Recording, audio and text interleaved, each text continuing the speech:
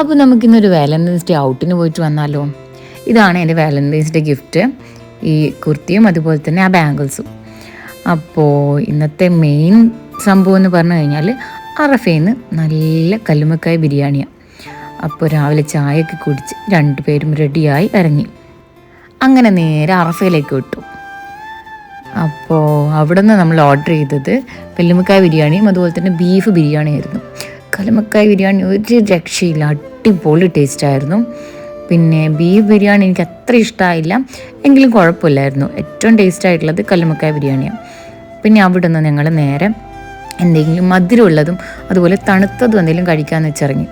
അപ്പോൾ sugar free ആയിട്ട് എന്തെങ്കിലും കഴിക്കാമെന്നുള്ളത് കൊണ്ട് നേരെ ചെന്നത് അതിൻ്റെ തന്നെ ഒരു കടയിലേക്കാണ്. അതിനിടയിൽ ജസ്റ്റ് ഒന്ന് ബേബി ബീച്ചിൽ വന്നായിരുന്നു, പക്ഷെ അവിടെ ഇരിക്കാനൊന്നും സ്ഥലം ഉണ്ടായില്ല.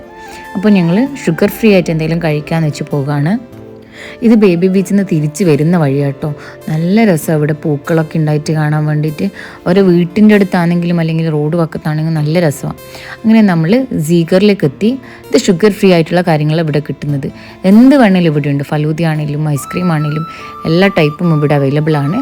അത് ഷുഗർ ഫ്രീ ആയിട്ടാണ് അവർ നമുക്ക് പ്രൊവൈഡ് ചെയ്യുന്നത്. അപ്പോൾ അതൊക്കെ കഴിച്ചു. പിന്നെ ഷുഗർ ഉള്ളത് നമ്മൾ ഷുഗർ ഫ്രീ ഡയറ്റിലായതുകൊണ്ട് ഇത് കഴിക്കാമെന്ന് വിചാരിച്ചു.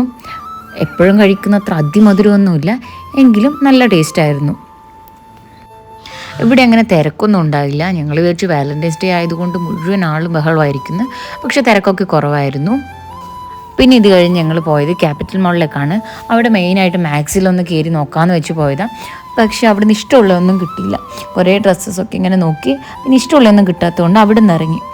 പിന്നെ ഞങ്ങൾ എന്തെങ്കിലും കഴിക്കാമെന്ന് വെച്ച് കഴിഞ്ഞ് നല്ല ചായയും അതുപോലെ തന്നെ സമൂസയും കഴിച്ചു.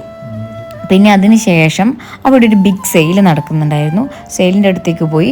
ചെറിയ റേറ്റിൽ കുറേ സാധനങ്ങൾ ഇവിടുന്നുണ്ട്. ഇതിനൊക്കെ വരുന്നത് 145 റുപ്പീസ് മാത്രമാണ്. പിന്നെ അവിടെ നിന്ന് ഇറങ്ങി ഞങ്ങൾ മാളിൽ ചെന്നിട്ട് വാങ്ങിച്ചത് ഈ ഒരു കൺസീലറാണ്. ഇത് കുറേ ആയി ഇത് വാങ്ങിക്കണം എന്ന് വിചാരിക്കുന്നു. പിന്നെ വൈകുന്നേരം നാളെയാണ് ഉത്സവം. അപ്പോൾ ഇന്ന് ശിവരാത്രി മഹോത്സവം ഉണ്ടായിരുന്നു, ഗാനമേളയൊക്കെ ഉണ്ടായിരുന്നു. പിന്നെ നേരെ ഗാനമേള കാണാൻ വേണ്ടി പോയി. ഗാനമേളേൻ്റെ അടുക്ക് നല്ല മിമിക്രി എല്ലാം ഉണ്ടേനും. പിന്നെ ഗാനമേള കണ്ടു, ലേറ്റായി ഇറങ്ങാൻ.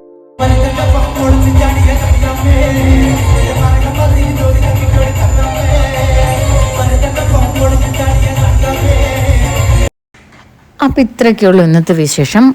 അപ്പോൾ താങ്ക് യു ഫോർ വാച്ചിങ്.